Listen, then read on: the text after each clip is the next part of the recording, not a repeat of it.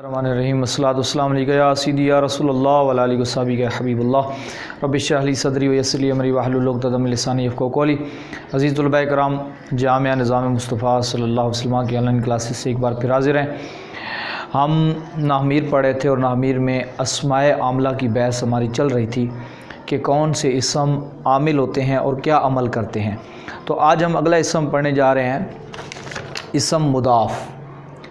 जो हमारा आज का इसम है, इसम मुदाफ़ भी एक आमिल है और ये अमल करता है। और क्या अमल करता है, आपको याद होगा नामीर के शुरू में मैंने मुरक्कब इज़ाफ़ी पढ़ाया था और उसमें मुदाफ़ और मुदाफ़ इलैह की मैंने वहाँ डिटेल बताई थी। यानी एक चीज़ को आप दूसरी चीज़ की तरफ एक चीज़ की निस्बत करते हैं तो ये इज़ाफ़त होती है, इसको हम इज़ाफ़त कहते हैं। जिसकी हम इज़ाफ़त करते हैं उसको मुदाफ़ कहते हैं और जिसकी तरफ करते हैं उसको मुदाफ़ इलैह कहते हैं। याद रखें, असल में जो मुदाफ़ इलैह होता है, इनके दरमियान में एक हर्फ़े जर जो होता है वो छुपा होता है। यानी मुदाफ़ इलैह के बारे में मैंने आपको याद होगा ये बताया था कि मुदाफ़ इलैह हमेशा मजरूर होता है, यानी वो हालत जरी में होता है। हमेशा मुदाफ़ इलैह जो भी बनेगा उसकी हालत जरी होगी, यानी वो मजरूर होगा, हालत जरी में होगा। अब उसको जर कौन देता है? इसम मुदाफ़ का अमल यही है कि इसम मुदाफ़ क्या काम करता है, जहाँ पर भी इसम मुदाफ़ आ जाए वो अपने मुदाफ़ इलैह को जर देता है। लेकिन वो जर उस हरफ़े जर के वास्ते से देता है, लेकिन वो हरफ़े जर लिखी नहीं जाती, छुपी होती है।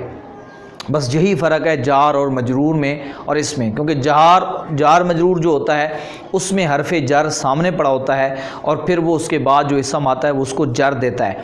लेकिन इसम मुदाफ़ के बाद जो मुदाफ़ इलैह होता है उसके दरमियान, इन दोनों के दरमियान में हरफ़े जर ज़ाहिर नहीं होती, छुपी होती है।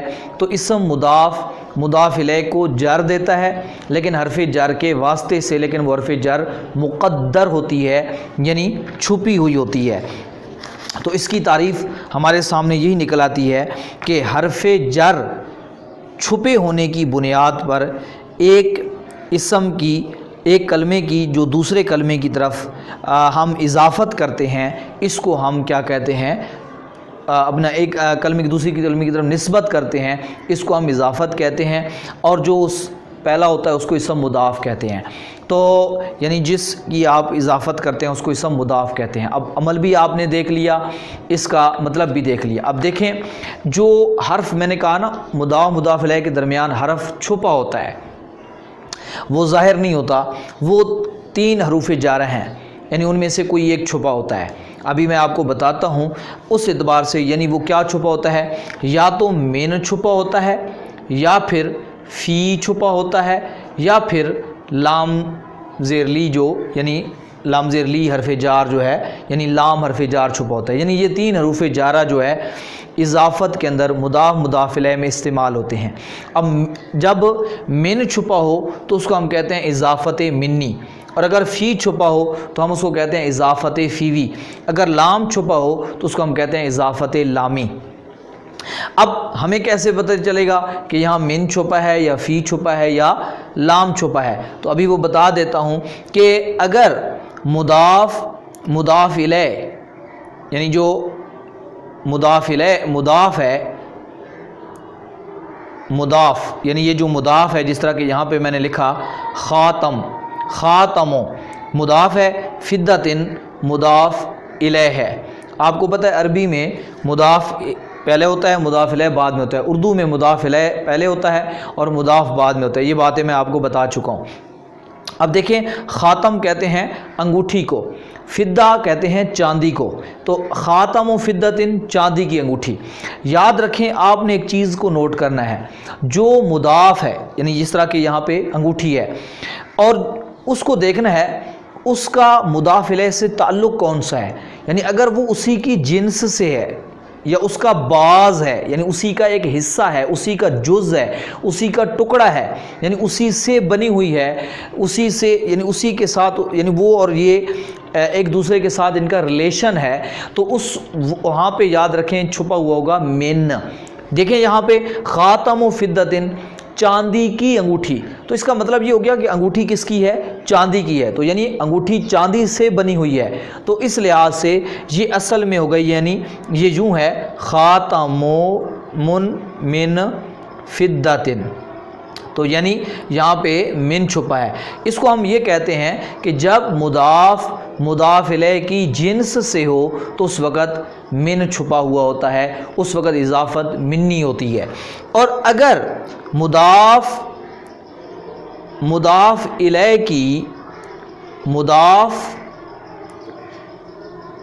इलैह जो है, मुदाफ इलैह मुदाफ के लिए ज़र्फ़ बने तो उसको उस वक़्त फ़ी छुपा होता है। मसलन देखें, सलात मुदाफ है और ज़ुहरी मुदाफ इलैह है। ज़ुहर की नमाज यानी ज़ुहर के वक़्त में नमाज, यानी अब सलात जो मुदाफ है, नमाज, ये ज़र्फ़ का मतलब होता है जगह को कहते हैं या वक़्त को कहते हैं, यानी ज़र्फ़ का माना वक़्त है या जगह है। तो सलात ज़ुहर यानी नमाज ज़ुहर के वक़्त में, तो यानी जब मुदाफ इलैह के अंदर वाक़े हो रहा हो, यानी उस वक़्त में या उस जगह में वाक़े हो रहा हो, तो उस वक़्त जो इजाफ़त होती है वो इजाफ़त फ़ीवी होती है, वहाँ पे फ़ी छुपा होता है, यानी सलातुन फ़िज़ ज़ुहरी, ठीक है जी, यानी ज़ुहर के टाइम में नमाज। इसी तरीके से एक और मिसाल भी आप देख सकते हैं, मसलन आप देख सकते हैं सौबो कुतनिन, कुतन रुई को कहते हैं, यानी काटन का कपड़ा, नहीं ये मिसाल हो जाएगी। ये जो मिसाल है सौब कुतनिन, ये फीवी की नहीं है, ये मिसाल है मिन्नी की, क्योंकि सौब जो कपड़ा है वो रुई से बना है, तो इस लिहाज से कपड़ा जो है उसी काटन से बना है, तो इस लिहाज से ये मिन्नी है। सलातुल ज़ोहर के अलावा आप कह सकते हैं सलातुल लैल, रात की नमाज, यानी रात में नमाज। सलातुन नहारी, दिन में नमाज, तो सलातुन फिन नहारी। तो ये सारे के सारे फ़ी, यानी जब मुदाफ इलैह मुदाफ के लिए ज़र्फ़ बने तो उस वक़्त फ़ी छुपा होता है। अब जब मुदाफ इलैह की जिन्स में से भी ना हो और वो मुदाफ इलैह मुदाफ के लिए जिन्स अपना ज़र्फ़ भी वाक़े ना हो रहा हो, तो उस वक़्त वहाँ पे लाम छुपा होता है। मसलन आप कहते हैं मालो ज़ैदिन, तो मतलब क्या हो गया, अब देखें ज़ैद माल की जिन्स में से भी नहीं है, माल यानी ज़ैद की जिन्स में से भी नहीं है, माल और चीज़ है, ज़ैद और चीज़ है। दूसरी बात है कि माल ज़ैद में वाक़े भी नहीं हो रहा, तो अब यहाँ पता चला कि यहाँ लाम छुपा है।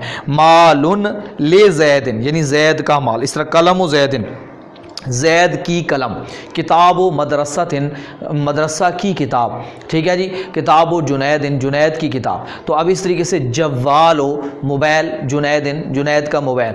तो देखें जव्वाल, इसी तरह के शाहिनो जव्वालिन, मोबाइल का चार्जर। तो अब देखें ये सारे के सारे यहाँ पे देखें शाहिनो जव्वालिन। अब देखें ये भी, इस पे भी गौर कर लें, तो अब ना ये उसके अंदर वाक़ हो रहा है ना उसकी जिन्स में से है, तो यानी क्या मतलब जिस चीज़ के साथ उसका रबत है, ताल्लुक़ है, तो इसको हम कहते हैं लाम मिल्कियत का, यानी ये उसकी मिल्कियत है। तो ये इजाफ़त की 3 किस्में हो गई, फ़ीवी, मिन्नी, लामी, और यानी यहाँ पर जो हर्फ़ जर छुपा होगा उसकी वज़ाहत आ गई। अब एक चीज़ और ज़हन में रखें, इजाफ़त की क्यों जाती है, इजाफ़त का मकसद क्या है, तो याद रखें इजाफ़त से फ़ायदा क्या हासिल होता है, यानी इजाफ़त करने का हमें फ़ायदा क्या है, ये मुदाफ़ इलैह क्यों करते हैं। तो याद रखें इजाफ़त के 3 फ़ायदे हैं, तारीफ़, तख़सीस, तख़फ़ीफ़। आसान लफ्ज़ों में समझा देता हूँ कि अब अगर किसी नकरे को मारफ़ा करना हो तो उस वक़्त इजाफ़त की जाती है, तो उससे इजाफ़त हमें नकरे को मारफ़ा बना देती है, उसी को हम कहते हैं तारीफ़। मसलन देखें एक किताबुन, एक नकरा था, किताबुन कोई किताब, लेकिन आपने जब अलम किसी के नाम की तरफ इसकी इजाफ़त की, किताब मुहम्मदिन, तो मोहम्मद की किताब, मतलब यह किताब जुनैदिन, जुनैद की किताब, कलम, जिस तरह जवालन कोई मोबाइल भी था, लेकिन आपने क्या कहा जवालो जुनैदिन, तो एक मखसूस पर्सन की तरफ, या जवालो हाजा, इस यानी किसी बंदे की तरफ इशारा करता हूँ, इसका मोबाइल। तो अब देखें ये इस लिहाज से अब क्या हो गया, ख़ास हो गया, नकरापन उसमें ख़त्म हो गया, मार्फत पैदा हो गई, तो इजाफ़त से मार्फा पैदा हुआ, तो इजाफ़त तारीफ़ का फ़ायदा देने के लिए भी आती है। और बाज़ औक़ात क्या होती है तखसीस यानी वो तारीफ़ का फ़ायदा तो नहीं देती, अलबत्ता नकरे के अंदर जो अमूम होता है तो उसको थोड़ा ख़ास कर देती है। कैसे? मसलन यही किताब थी, अब मैं किसी के नाम की तरफ नहीं करता, मैं कहता हूँ किताबो तारीख़िन, किताबो फ़िक़्हिन यानी फ़िक़ह की किताब। अब देखें तारीख़िन, तारीख़ के अंदर बहुत सारी किताबें हो सकती हैं, बहुत सारे मज़मूनों पे हो सकती हैं। अभी यानी इसके अंदर मार्फत पैदा नहीं हुई लेकिन तखसीस हो गई। पहले थी नकरा कोई भी किताब, फ़िक़ह की, अरबी की, लुगत की, अपना क्या नाम है, नहव की, सर्फ़ की, किस चीज़ की, लेकिन जब मैंने कहा तारीख़ तो एक मखसूस सब्जेक्ट आ गया कि तारीख़ की किताब है। लेकिन अभी मखसूस यानी उसके अंदर मार्फत पैदा नहीं हुई, यानी मार्फा नहीं है लेकिन तखसीस है। अब तखफ़ीफ़ क्या होती है? तखफ़ीफ़ का मतलब होता है किसी चीज़ को शॉर्ट कर देना, यानी बात को मुख्तसर कर देना। कभी कभी इजाफ़त बात को मुख्तसर करने के लिए भी आती है। ये देखें मसलन आक़बल काजी, काजी ने सज़ा दी शाहिद-ज़ूरी, झूठे गवाह को। तो शाहिद-ज़ूरी देखें, शाहिद-ज़ूरी, शाहिद कहते हैं गवाह को, अज़ूरी झूठा। तो देखें झूठा गवाह जो है ये मुदाफ़िल है, यहाँ ये तखफ़ीफ़ के लिए आया है। यानी यहाँ ना इसका मकसद तारीफ़ है, मार्फत पैदा करना है, ना ही यहाँ मकसद तखसीस है, बल्कि यहाँ मकसद जो लंबा कलाम था उसको शार्ट कर देना है। ये तखफ़ीफ़ कहाँ पैदा होती है? आसान लफ्ज़ों में समझाऊँ कि इसम फ़ाइल कि जब आप या इसम मफ़ूल की जब आप अपने फ़ाइल या मफ़ूल बिही की तरफ इजाफ़त कर देते हैं, जिस तरह कि हमने पीछे इस एक अलहदा पूरा दर्स पढ़ा था इजाफ़त का कि इसम फ़ाइल इसम मफ़ूल कभी कभी, तो यहाँ पे देखें शाहिद इसम फ़ाइल था तो इसका जो क्या नाम है अपना मफ़ूल बिही की तरफ ये मुदाफ़ हुआ पड़ा है, तो इजाफ़त कर देते हैं तो उस वक़्त क्या होता है? सिर्फ़ तख़फ़ीफ़ हासिल होती है, वहाँ तारीफ़ हासिल नहीं होती। मिसाल तौर पर इसकी एक और मिसाल भी दे देता हूँ। मसलन देखें हुमा लाइबल कुर्रती, वो फुटबॉल खेलने वाले हैं दोनों, यानी लाइबान था तो लाइबुन लाइबान खेलने वाला एक मर्द, खेलने वाले दो मर्द। तो नून आपको पता है इजाफत के वक़्त गिर जाती है तस्निया की। तो लाइबल कुर्रती देखें इसम फ़ाइल अपने मफ़ूल बिही की तरफ मुदाफ़ हुआ पड़ा है, तो ये भी यहाँ पर यानी बात लंबी होनी थी तो उसको हमने शार्ट अंदाज में करके मुदाफ़ में तख़फ़ीफ़ कर दी। तो ये हमारी इजाफ़त है, इसम मुदाफ़ है, इसको अच्छे तरीके से आप ज़हन नशीं करें। बाकी जो इसकी तफसीलात हैं वो इंशाअल्लाह अगली बड़ी किताबों में आएंगी। अब हम इसके बाद एक और इसमें आमिल पढ़ने जा रहे हैं जिसको हम इसम तफ़दील कहते हैं। इसम तफ़दील जो होता है उसमें क्या होता है, यानी ये वो इसम होता है जिसमें आप किसी एक को दूसरे पर किसी चीज़ के अंदर फजीलत देते हैं, बरतरी देते हैं। यानी वो इसम है जो उस ज़ात पर दलालत करता है जो किसी और से अफजल होता है, यानी उसमें आप उस चीज़ के अंदर जिस चीज़ के अंदर भी आप फजीलत दे रहे हैं वो दूसरे की निस्बत इसमें क्या पाई जाती है? ज़्यादा पाई जाती है। मसलन आप कहते हैं, आप एक चीज़ कहते हैं कि ज़ईदुन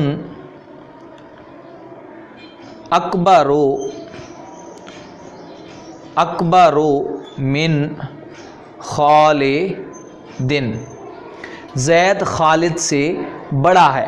अब आप देखें तो आपने ज़ैद को क्या किस चीज़ में, यानी उम्र के हिसाब से या किसी हिसाब से भी आपने उसको बड़ा कहा, कद के अतबार से या उम्र के हिसाब से, ज़्यादातर अकबर कम है ना उम्र के हिसाब से, तो यानी खालिद से बड़ा है, तो यानी खालिद से आपने उसको उम्र में बड़ा कहा। या आप कह सकते हैं ज़ैदुन अस्गरो मिन खालिदिन, ज़ैद खालिद से छोटा है। इसी तरीके से आप कह सकते हैं ज़ईदुन आलमो, यानी ज़ैद इल्म में ज़्यादा है, मिन खालिदिन खालिद से, यानी ज़ैद खालिद से बड़ा इल्म वाला है। तो इस तरीके से आप जब ये ज़हन के अंदर रखें, इसको हम क्या कहते हैं? इसम तब्दील, यानी वो इसम जो उस ज़ात पर दलालत करता है जो किसी दूसरे की, जो किसी और से यानी किसी दूसरे से क्या होता है? अफजल होता है किसी चीज़ में भी। आपको पता है इसम तब्दील बनाने का तरीका आप सर्फ में पढ़ चुके हैं, अफ़आलो के वज़न पे आता है इसम तब्दील। और फिर जो आपको पता है सलासी मज़ीद फ़ी हैं या रुबाई है, उनमें से आपको पता है इसम तब्दील नहीं आता, उसमें आप अशद्दो लगा के इसम तब्दील बनाते हैं, अशद्दो इकरामन। बाकी मुजरद से आता है और मुजरद में अफ़आलो के वज़न पे आता है। जिस तरह आप पढ़ते थे अदरबो अदरबान अदरबून आदारबो दैरबुन दुरबा दुरबयान, मुनस के सीगे पढ़े थे, मुज़क्कर के भी वैद तस्निया जमा सारे पढ़े थे। अभी मैं उसका इस्तेमाल आपको बताता हूँ कि इसम तब्दील को अरबी में कैसे इस्तेमाल करना है। जब किसी एक चीज़ को आप दूसरी चीज़ पर फजीलत देते हैं तो उसके इस्तेमाल का क्या तरीक़ाकार है। आसान लफ्ज़ों में मुख्तसर पढ़ेंगे क्योंकि हमारा इब्तदाई इसका लेक्चर है, बाकी इसकी तफसीलात जो होती हैं वो इंशाल्लाह अगली बड़ी किताबों में आएंगी। याद रखें, जिसको आप फजीलत देते हैं उसको मुफद्दल कहते हैं, और जिस पर फजीलत देते हैं उसको हम मुफद्दल अलैह कहते हैं। मिसाल आपके सामने पड़ी है, मसलन आपने ज़ैद को फजीलत दी तो ज़ैद कौन हो गया? मुफद्दल। और किस पर फजीलत दी? खालिद पर, तो ये हो गया मुफद्दल अलैह। और जिस चीज़ में आप फजीलत देते हैं उसको हम इसम तफदील कहते हैं। यानी जिस चीज़ में भी आप, मसलन आपने अकबर कहना था तो कुबर में तो अकबर हो, इल्म में कहना था तो आलम हो, अगर इज़्ज़त में कहना था तो अकरम हो, अगर छोटेपन में कहना था असगर हो। इसी तरीके से कोई भी चीज़ आप इस्तेमाल, यानी किसी चीज़ में भी आप कहना चाहते हैं तो उसमें अफ़ालों के वज़न पे लेके आ जाते हैं। अब इसके इस्तेमाल का तरीका क्या है? याद रखें, इसम तब्दील 3 तरीक़ों से इस्तेमाल होता है। ठीक है जी, मिन के साथ, पहला तरीका जो है इसका मिन के साथ है। दूसरा क्या है? अलिफ लाम के साथ, यानी इसम तब्दील पर अलिफ लाम आ जाए। और तीसरा तरीका क्या होता है? इजाफ़त के साथ। मैं अभी बता देता हूँ, पहले हम मिन को देखते हैं, जो कि ज़्यादातर इसका इसम तब्दील का इस्तेमाल है वो मिन के साथ ही होता है।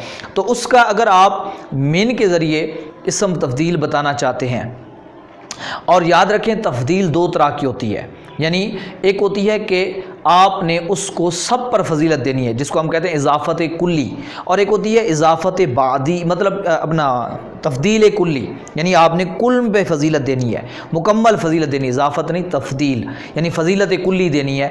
और यानी सब पर, जिससे भी आप कहना चाहते हैं फुल बटा फुल फजीलत, यानी कोई सबसे फजीलत वाला कहना है आपने। जिस तरह आप कहते हैं मोहम्मदुन अफ़दलुर रसूल, कि हुज़ूर सारे रसूलों में से अफजल है, तो आपने कुल फजीलत दे दी। और एक होती है कि आप तफ़दील बाज़, यानी बाज़ पर फजीलत देते हैं, कुल के कुल पर फजीलत नहीं देते। जिस तरह कि अभी मसलन आपने ज़ैद को खालिद पर से बड़ा कहा, ठीक है जी, ज़ैद को खालिद से छोटा कहा, ज़ैद को खालिद से इल्म वाला कहा। तो अब जब आपने तफ़दील बाज़, यानी बाज़ पर फजीलत देनी हो तो उसके लिए ज़्यादातर ये तरीका इस्तेमाल होता है, और ये तरीका मिन का तरीका है। इसको आप समझें। इसका तरीका कार ये होता है कि आपने जिसको फजीलत देनी है सबसे पहले उसका तर्जमा करें। मसलन मैंने ज़ैद को फजीलत देनी थी तो सबसे पहले मैंने कहा लिखा ज़ैदुन, ठीक है। फिर आपने जिस चीज़ में फजीलत देनी है उसको इसम तब्दील के सीगा पर ले आएँ, अकबर हो, ठीक है जी। फिर उसके बाद मिन लगा दें, जो ये आप मिन अपने पास से लगाना है। उसके बाद आपने जिस पर फजीलत देनी है मुफद्दल अलैह उसको लिख कर दें, तो आपका ये इसम तब्दील का पूरा जुमला बन जाएगा। ज़ैदुन अकबरु मिन खालिदिन, ज़ैदुन असगरु मिन खालिदिन, ज़ैदुन आलमु मिन खालिदिन। इस तरीके से आप उसको कह सकेंगे। तो इसी तरीके से अगर मतलब है कि यहाँ याद रखें एक चीज़ और को भी, अगर यहाँ मुअन्नस आ जाए, ठीक है, तो भी जब तरीका मिन का आपने इस्तेमाल करना है तो उसमें आपने इसम तब्दील मुज़क्कर वहद का ही सीगा रखना है, आपने तब्दील नहीं करना। मसलन मैं कहना चाहता हूँ आयशा फ़ातिमा से बड़ी है, तो आयशा तो अकबरो मिन फ़ातिमाता, फ़ातिमा क्योंकि गैर मुनसरिफ है इसलिए फ़ातिमती नहीं पढ़ रहा, फ़ातिमाता वो आपको पता है इराब, तो वरना तो मिन जर देता है। आयशा तो अकबर, अब मैंने आयशा तो कुबरा नहीं कहा, मुन्नस का सीगा इस्तेमाल नहीं किया, मुज़क्कर का ही सीगा इस्तेमाल किया है। तो ये एक चीज़ अपने नोट में रखनी है कि जब इसम तब्दील मिन से आप इस्तेमाल करते हैं तो फिर मुज़क्कर मुन्नस का फ़र्क। इसी तरीके से एक और चीज़ भी ज़हन में रखनी है, अगर यहाँ 2 की भी बात कर रहे हो, आप जमा की भी बात कर रहे हो, चाहे मुज़क्कर या मुन्नस, सीगे को आपने जब मिन के साथ इस्तेमाल करना है इसम तब्दील को, तो आपने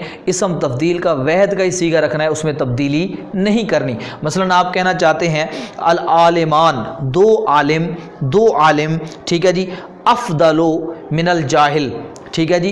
तो अब फिर भी मैंने क्या पढ़ा? अफ़दलो पढ़ा, मैंने अफ़दलान नहीं पढ़ा, ठीक है जी। इसी तरीके से अल उलमाओ अफ़दलो मिनल जुहला, उलमा जो हैं जुहला से अफजल हैं। तो अब यानी उलमा, तो फिर भी मैंने अफ़दलो पढ़ा, अफ़ादिलो नहीं कहा। तो यानी मिन के साथ जब इस्तेमाल करेंगे तो मुज़क्कर हो, मुन्नस हो, वैद हो, तस्निया हो, जमा हो, आपने सीगा वैद मुज़क्कर का ही रखना है। ये पहला तरीका इस्तेमाल का हो गया।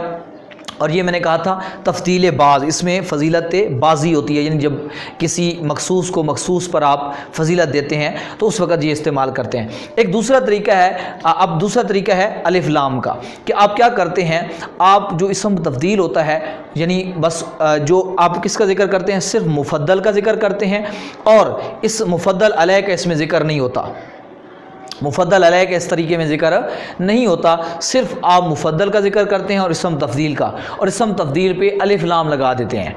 तो इसको ये तरीक़ाकार है। मसलन आप इसकी मिसाल देता हूँ, मसलन आप कहते हैं ज़ैद, अपना ज़ैद जो है वो अपना सबसे अफजल है, ठीक है जी, ज़ैद सबसे अफजल है। तो अब आपने क्या कहना है, अब आप इतना ही कह देंगे, अब आपने ये कह देना है कि ज़ैदुन था ना, अल अफ़दलो, क्या कह दिया, ज़ैदुन अल अफ़दलो। अब मैं मिला के पढ़ूंगा तो ज़ैदुनिल अफ़दलो। अब देखें, मुफद्दल जिसको फजीलत देनी थी वो मैंने जिक्र किया, और जिस इसम तब्दील यानी जिस चीज़ में फजीलत देनी थी उसको, और उसके ऊपर अलिफ लाम लगा दिया। तो और आगे मुफद्दल अलैह जो है या मेन वगैरह इस्तेमाल नहीं होगा।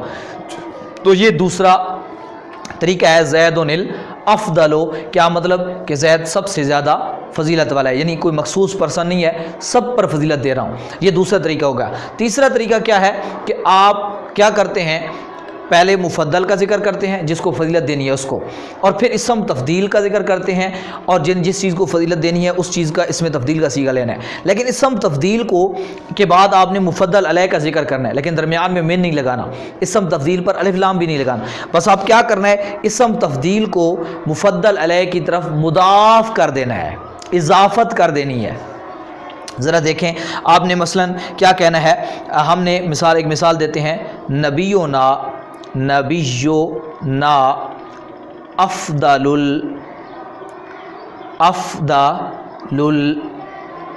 बशरी, अफ़दलुल बशरी, ठीक है।